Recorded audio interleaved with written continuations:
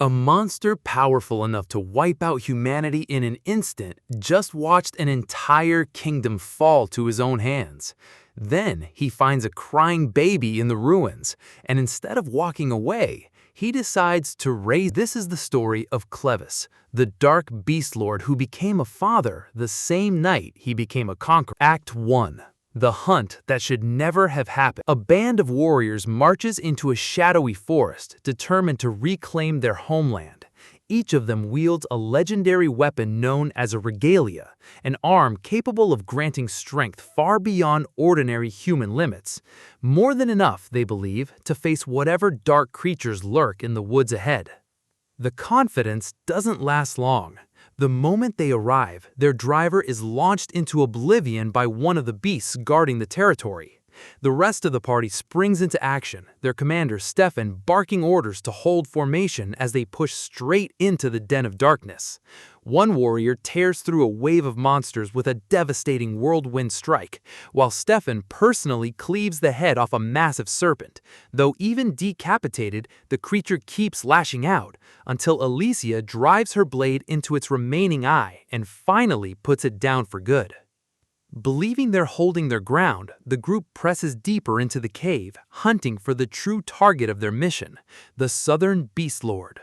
What they find instead is Clevatess of the Moonlight, a creature whose mere presence radiates overwhelming dread the instant he appears. Stefan, ever the optimist, insists their unity as a team can carry them through anything. He's wrong. Clevatess smears Stefan's blood across the cave wall almost as an afterthought. Bill, the group's tank, charges in convinced he'll fare better and is decapitated in mid-air before he can land a single hit. It's only now, far too late to retreat or regroup, that the survivors realize just how outmatched they truly are, as Clevatess begins picking them off one by one using his tail. Act 2. A one-sided mass. Confused by the speed of the attacks, the group can't figure out where the tail keeps striking from, until Alicia spots it. The attacks aren't coming from the front at all, but rising up out of their own shadows. She screams for everyone to leap clear of the darkness beneath their feet, and her quick instincts save her life, deflecting the strike meant for her. The others aren't lucky. One hero drives his spear into the ground to summon a stone golem for protection, but since the land itself already belongs to Clevatess, the spell fizzles uselessly, and a burst of tail spikes erupts from the earth and shreds him instantly. A lancer tries charging in for a decisive blow, locked in a desperate struggle, while Clevatess calmly muses aloud about how such fragile creatures ever managed to reach his domain in the first place. With barely any effort at all, he wipes out the rest of the party. Only Alicia remains, weaving through the air with her sword, doing everything she can just to survive. She finally closes the distance and lands a clean strike directly on Clevatess's face, and even her strongest blow leaves only the faintest mark behind. Clevatess keeps musing, genuinely baffled by humanity's sheer foolishness. Why would they attack his territory when he hasn't clashed with humans in over 1,000? Still, if they insist on provoking him, he decides he'll need a long-term solution to the problem. But first, he finishes what he started, slicing off Alicia's limbs and sending her plummeting to what looks like certain death. Sometime later, Clevatess crash lands in the human kingdom, vengeance burning in him. He'd happily left humanity alone forever had they not come looking for a fight. But according to the fallen heroes, the assault had been personally ordered by the King of Hiden, so Clevatess decides he's owed a personal conversation with that king. The kingdom's archers scramble to fire on him, and predictably, their arrows do nothing at all, though they keep firing anyway. Clevatess has no real interest in the soldiers themselves. He's here for the king. But since they've chosen to attack him regardless, he slaughters every last one of them on his way to the castle. The defenders scramble to man the remaining fortifications, aiming catapults at the approaching threat, but their attacks prove just as useless. Clevatess tears through the castle walls without breaking a sweat. Inside, a guard rushes to warn the king, only to find he's already heard the chaos outside and understands exactly what's happening. The heroes he'd sent clearly failed, likely because Hiden's own legendary weapons weren't yet powerful enough. Knowing Clevis is coming for him specifically and that running would be pointless, the king instead heads to seal off the sacred forge of Hiden, determined that its flames never go out, no matter what happens. Outside, Clevis finds himself puzzled. These castle guards feel noticeably weaker than the heroes who ambushed him earlier. At first, he assumes they simply lack proper training, but once they fire heavy metal ballistas at him, he realizes the real difference was never raw strength at all. It was their weapons. He recalled how Alicia's blade, despite barely scratching him, actually left a mark on one of his horns, something that shouldn't have been possible. Humans, in his eyes, are little more than insects, but an insect can be dangerous if it carries a stinger. Determined to understand the truth, Clevis presses on. Deep beneath the castle, the king reaches the forge just as the walls begin to tremble, and quickly seals it shut the moment he senses Clevis closing in. Moments later, Clevis tears the entire rooftop off the castle. Spotting the king, he addresses him directly. The king tries to hold his composure, insisting Clevis has no right to speak to him, a stance Clevis warns him to abandon quickly, reminding him that if he wanted to, he could erase all of humanity in an instant, not just Hiden, but every neighboring kingdom besides. He could have killed the king outright already, but doing so would only invite the next monarch to rise up and disturb his territory all over again. So instead, he offers him a single chance to explain himself, demanding to know why the heroes were sent to attack him in the first place. Rather than answer honestly, the king sneers back, declaring that a mere beast could never understand the depth of human ambition. That's all the provocation Clevis needs. Without any hesitation, he removes the king's head and begins formulating a plan to eradicate humanity entirely. Walking away from the smoking ruins of the city, he stumbles upon a crying infant, its mother crushed beneath a collapsed building nearby. Clevis feels nothing looking at the child and is ready to move on without a second thought, until, to his genuine surprise, the dying mother calls out and begs him to save her baby. Her boldness catches him off guard.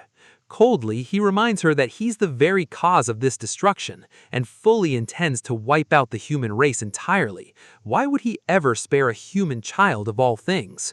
Undeterred, even in her final moments, the mother continues pleading with everything she has left.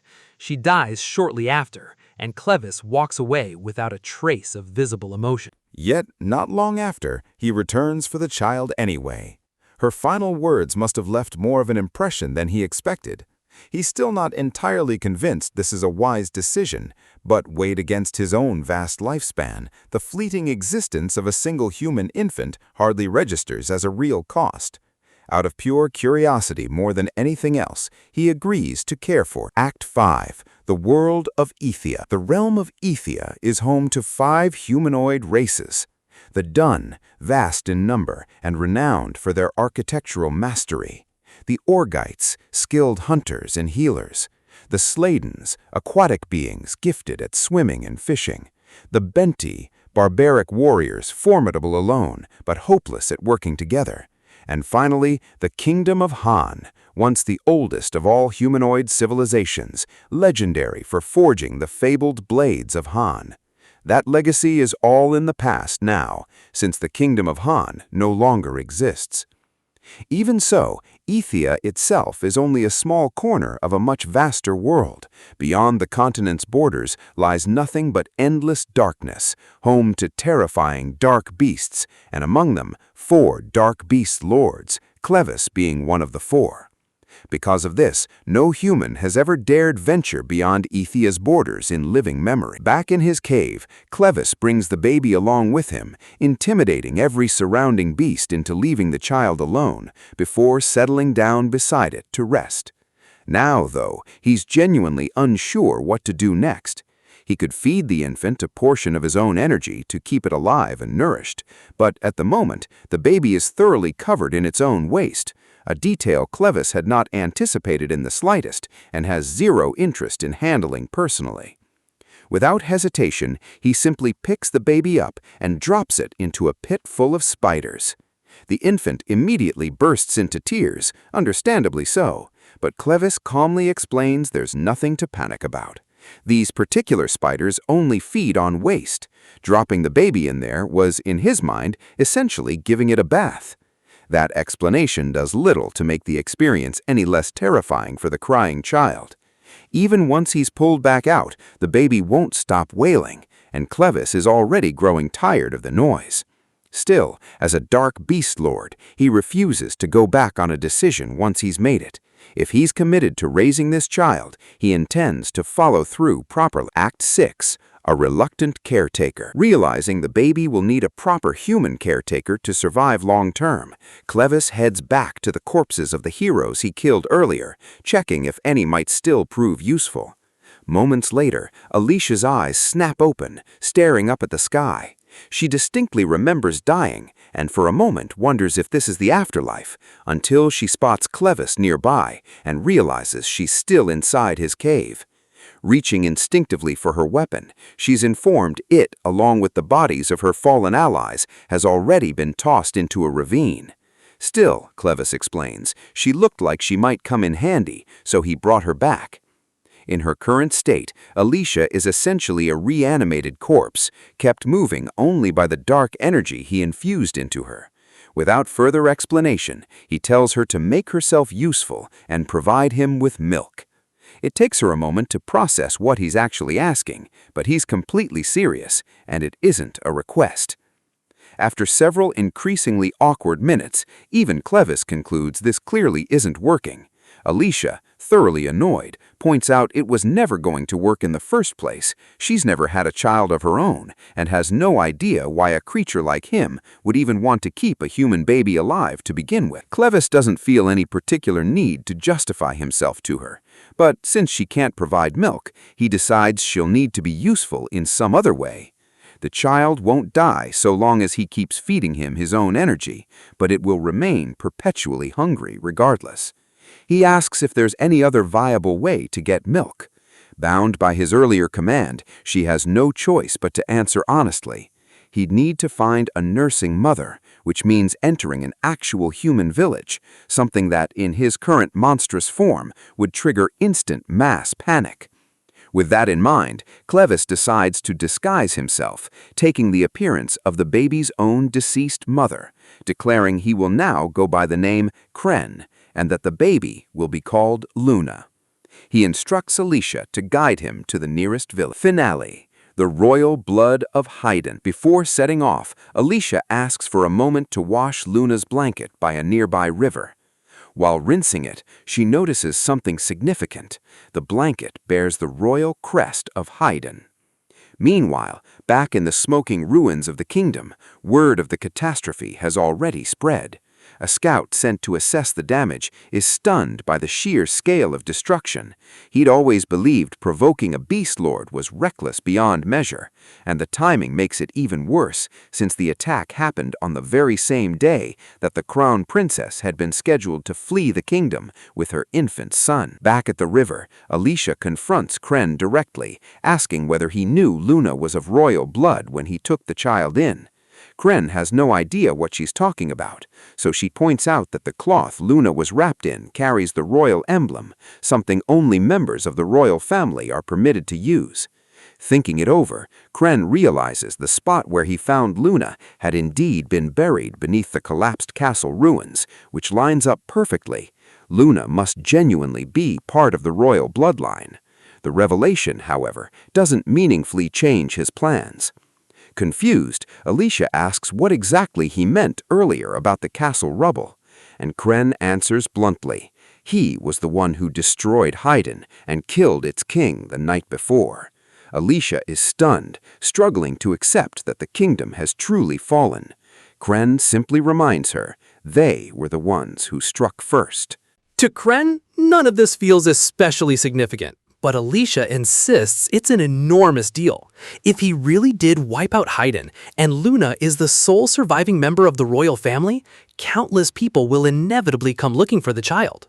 When Clen asks why that would even matter, Alicia explains that only members of the Hiden royal bloodline hold access to the kingdom's ancient forging techniques, the very secret behind the legendary Hiden weapons.